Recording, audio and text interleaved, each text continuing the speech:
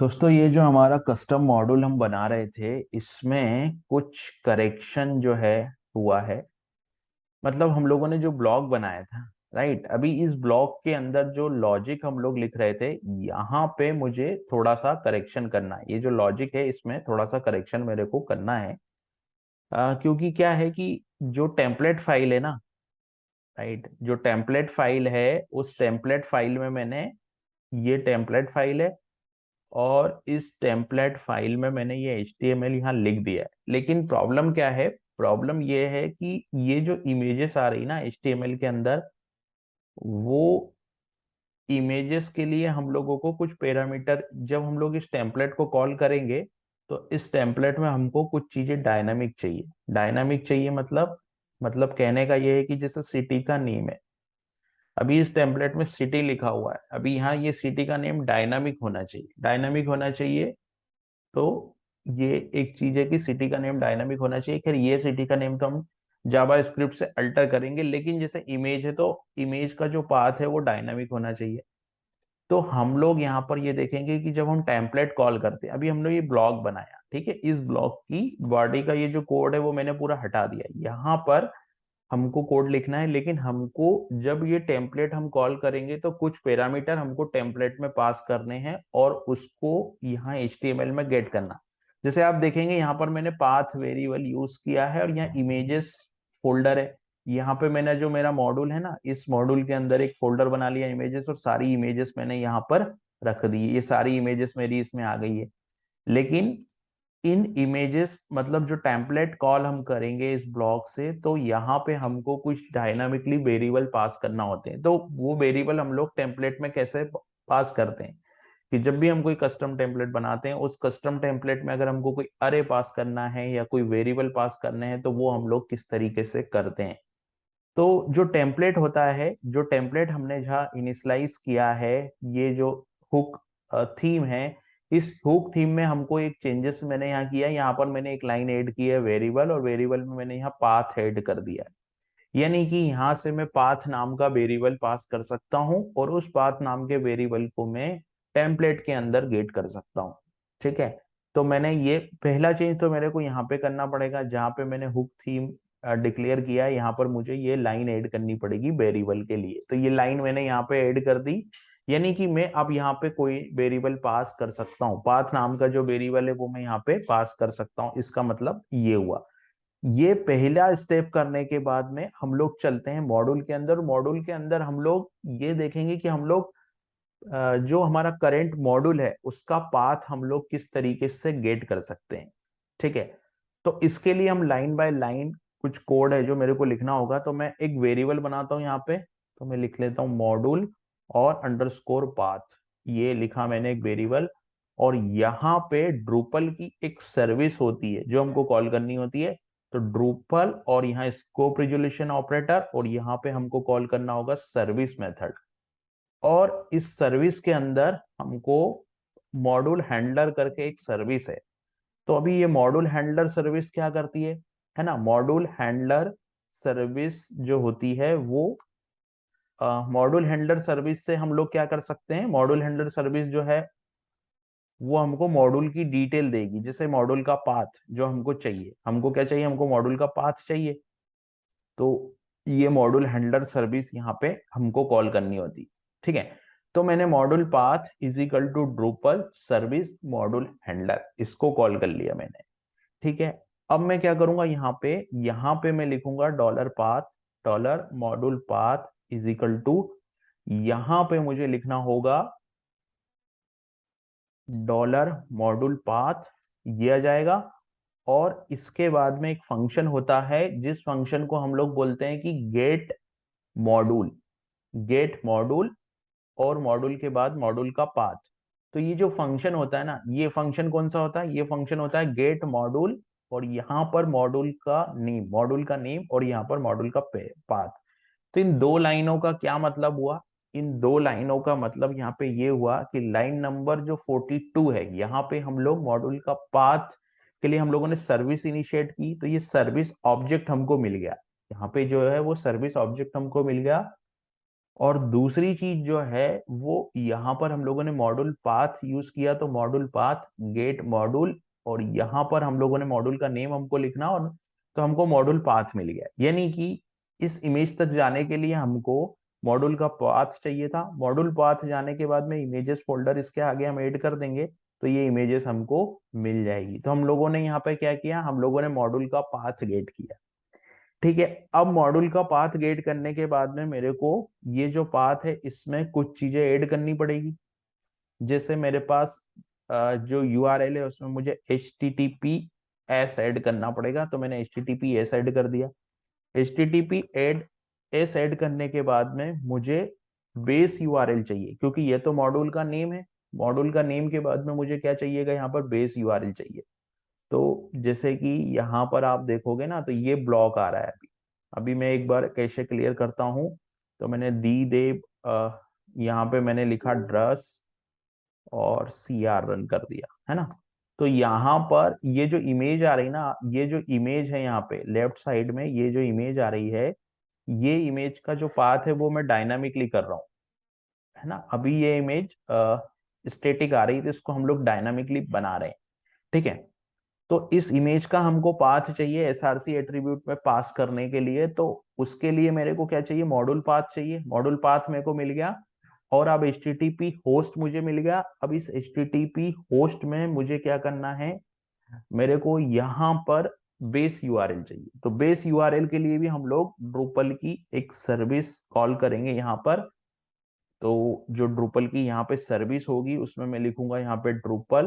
तो मैंने यहाँ पे लिखा है ड्रूपल, और ड्रूपल लिखने के बाद में स्कोप रिजोल्यूशन लिखा, और उसके बाद में मैंने यहाँ पे रिक्वेस्ट लिखा, ये रिक्वेस्ट हो गया।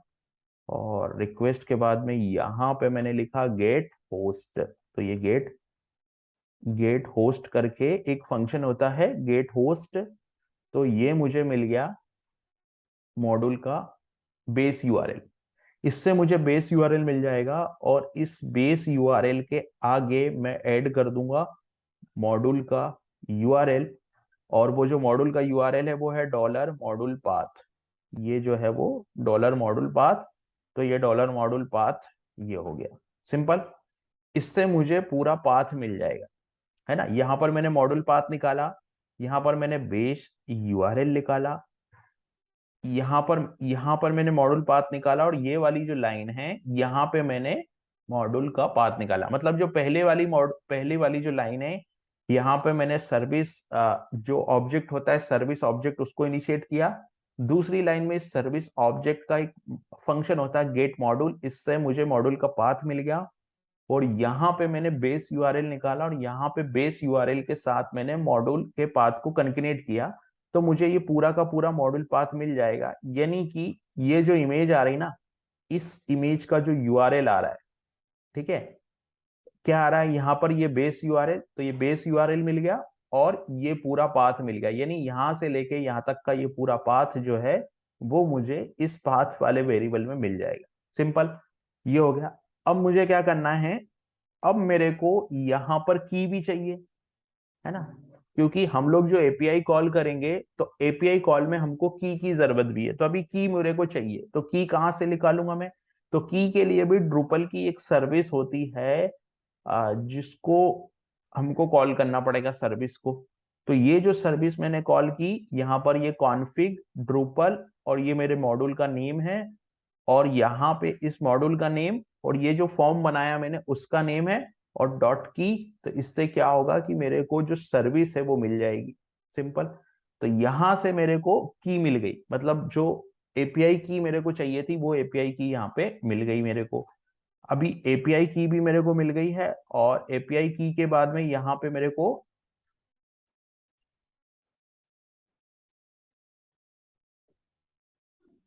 एपीआई की भी मिल गई है। अभी मुझे क्या चाहिए, अभी मुझे एपीआई की मिल गई है, और मॉड्यूल का पाथ भी मिल गया है। तो अभी मैं अरे बनाना स्टार्ट करता हूं। तो मैं सबसे पहले तो अरे को यहाँ पे इनिशलाइज कर देता हूं। तो मैं यहाँ पे गया, और यहाँ पे मैंने अरे को इनिशलाइज कर दिया। अरे को इनिशलाइज करने के बाद में मेरे को क्या चाहिए कि जो थीम मैं कॉल कर रहा हूँ वो थीम कैसे कॉल होगी। तो यहाँ पर मेरे को टेम्पलेट कॉल करना है, ठीक है। अभी टेम्पलेट कैसे कॉल करते हैं हम लोग ब्लॉक के अंदर, तो हमको हैज थीम एट्रीब्यूट पास करना होता है, और यहाँ थीम का नेम, अभी ये थीम का जो नेम है वो कहाँ पर आएगा, वो थीम का नेम, ये वाला जो टेम्पलेट बनाया था ये टेम्पलेट का नेम हमको यहाँ पास करना पड़ेगा, टेम्पलेट का नेम, तो ये थीम का नेम आ गया। ठीक है। हाँ, अब इसके साथ साथ मेरे को एक चीज और पास करनी है कि वो पाथ जो वेरिएबल मैंने बनाया, तो अभी ये लाइन बहुत इंपॉर्टेंट है। यहाँ पे हम लोग क्या कर रहे हैं कि जो डॉलर पाथ हमने बनाया था उसको पास कर रहे हैं। तो जब भी हम लोगों को थीम में कोई वेरिएबल पास करना है, मतलब टेम्पलेट के अंदर अगर हम लोगों को कोई वेरिएबल पास करना है, तो हम लोग यहाँ पर पाथ, अभी ये पाथ क्या है, ये जो पाथ हम लोगों ने डिक्लेयर किया है ये वाला वेरिएबल पाथ है, तो यहाँ पर हम लोग इसकी वैल्यू को पास कर रहे हैं थीम के अंदर। ठीक है। अब इसके बाद में मेरे को क्या चाहिए, की भी पास करनी है। तो की को मैं किस तरीके से पास करूंगा, मेरे को अभी दो काम करने हैं, यहाँ पर की पास करनी है और लाइब्रेरी अटैच करनी है, तो ये मेरे कस्टम मॉड्यूल कस्टम वाले ब्लॉक का पूरा कोड हो जाएगा। तो मैं क्या करता हूँ, सबसे पहले तो मैं की को अटैच करता हूँ। तो की अटैच करने के लिए मैं क्या करूंगा, इस लाइन में जाऊंगा और यहां पे मैं लिख दूंगा अटैच, ये एक एट्रीब्यूट होता है, अटैच ड्रूपल सेटिंग्स वेदर की और डॉलर कॉन्फिग, ये कॉन्फिग में मेरे को की मिल गई है, सिंपल। तो ये की भी हो गई यहाँ पर। की हो जाने के बाद में मेरे को एक लाइन और यहाँ पे लिखनी है जिसमें मुझे क्या करना है, मेरे को यहाँ पे वेदर जो लाइब्रेरी मैंने बनाई है वो लाइब्रेरी को मेरे को अटैच करना है और इसको रिटर्न करना है। तो मैं क्या करता हूँ, यहाँ पर जाता हूँ और जो लाइब्रेरी मैंने बनाई है उस लाइब्रेरी को यहाँ पर मैं अटैच कर देता हूँ। ठीक है। तो यहां पर मैंने लाइब्रेरी को अटैच किया, जो लाइब्रेरी बनाई ये मॉड्यूल का नेम हो गया और ये लाइब्रेरी का नेम हो गया, और यहाँ पे मैंने इसको रिटर्न करा दिया। तो अभी अगर आप पूरा जो कोड है वो अगर आप देखेंगे तो ये किस तरीके से वर्क कर रहा है, जो पूरा कोड है वो इस तरीके से वर्क कर रहा है। यहाँ पे हम लोगों ने मॉड्यूल हैंडलर सर्विस कॉल की, यहाँ पे हम लोगों ने मॉड्यूल का पाथ गेट किया, यहाँ पे हम लोगों ने बेस यूआरएल गेट किया, यहाँ पे हम लोगों ने जो की होती है एपीआई की वो हम लोगों ने कॉल की, यहाँ पे हम लोगों ने अरे इनिशिएट किया, यहाँ पे हम लोगों ने वो थीम पास की, मतलब यहाँ पे हम लोगों ने टेम्पलेट कॉल किया, और यहाँ पे हम लोगों ने टेम्पलेट के अंदर जो वेरिएबल है उसको पास किया, और यहाँ पे हम लोगों ने ड्रूपल सेटिंग्स को पास किया, और यहाँ पे हम लोगों ने लाइब्रेरी को पास किया, और यहाँ पे हमने रिटर्न, यहाँ से हम लोगों ने पूरा अरे रिटर्न कर दिया। अभी क्या होगा कि ये जो है ड्रस सीआर रन हो गया। अभी मैं इसको अगर रिफ्रेश करूंगा पेज को, एक बार पेज को हम लोग रिफ्रेश करते हैं, तो क्या होगा कि जो पाथ वेरिएबल है वो तो हमको मिलना ही चाहिए, साथ में हमको की भी मिलनी चाहिए, है ना। तो मैंने क्या किया, इस पेज को रिफ्रेश किया, और अभी जो नेक्स्ट सेशन होगा ना उसमें हम लोग क्या करेंगे, यहाँ पर ये जो तरीका हम यूज कर रहे हैं ये सही तरीका नहीं है, यहाँ पे हम लोगों को डिपेंडेंसी इंजेक्शन यूज करना चाहिए, क्योंकि डिपेंडेंसी इंजेक्शन इस काम के लिए बना है कि सर्विस को इंजेक्ट करे। अभी यहाँ पे हम लोग तीन सर्विस यूज कर रहे हैं। अगर यहाँ पे मैं सर्विस की बात करूं तो पहली सर्विस क्या है, मॉड्यूल हैंडलर एक सर्विस है, दूसरी ये गेट होस्ट के लिए एक सर्विस यूज की है, और तीसरी हमने जो कॉन्फ़िग ऑब्जेक्ट बनाया है उसके लिए हम लोगों ने एक सर्विस जो है वो गेट की है यहाँ पे। तो अभी मैं इसको यहाँ पे मैंने रिफ्रेश किया तो आप देख रहे हैं यहाँ पे ये इमेज आ रही है, और ये इमेज जो है, इमेज का जो पाथ है वो पूरा हम लोगों ने डायनामिकली कोड करके यहाँ पे लेके आए। ठीक है।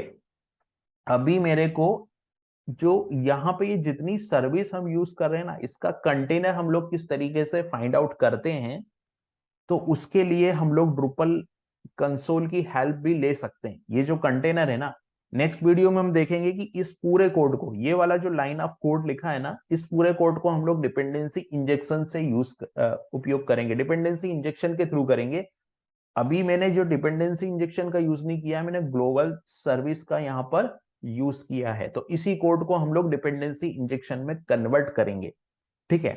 अभी हमारा टेम्पलेट कॉल हो गया, और इस टेम्पलेट के अंदर अभी ये जो वेरिएबल यहाँ पे आपको दिख रहा है, पाथ वाला जो वेरिएबल मैंने यहाँ से पास किया है, इस वेरिएबल को यहाँ पर मैंने पाथ एसआरसी, और एसआरसी में यहाँ पे मैंने इस इमेज को गेट करने के लिए जो पाथ है उसको यहाँ पे यूज किया है। तो इस तरीके से हम लोग टेम्पलेट के अंदर वेरिएबल को पास कर सकते हैं, है ना। और किसी भी मॉड्यूल का अगर हमको, जैसे मॉड्यूल का हमको पाथ चाहिए, तो मॉड्यूल का पाथ गेट करने का ये तरीका हम लोग यूज कर सकते हैं।